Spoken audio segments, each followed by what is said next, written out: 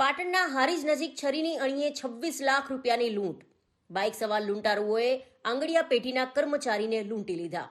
LCB, SOG સહિતની જિલ્લાભરની police દોડતી થઈ ઠેર ઠેર નાકાબંધી કરી છે.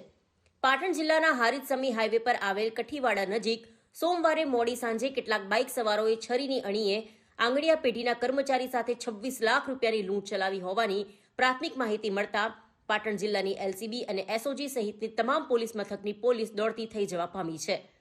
પાટણ જિલ્લાના હારીજ હાઈવે પર આવેલા કઠીવાડા નજીક સોમવારે સાંજે બાઇક પર આવેલા લૂંટારુઓએ છરીની અણીએ એક આંગડિયા પેઢીના કર્મચારીને ડરાવી તેની પાસેથી 26 લાખ રૂપિયા લૂંટીને ફરાર થઈ ગયા હોવાની ઘટના બનતા પાટણ જિલ્લા પોલીસ અધિક્ષક વી.કે. નાઈ તથા તેમની તમામ ટીમો તુરંત એક્શનમાં આવી ગઈ હતી અને જિલ્લાભરમાં હાઈવે પર ઠેર ઠેર નાકાબંધી કરી વોચ ગોઠવી દેવામાં આવી હતી.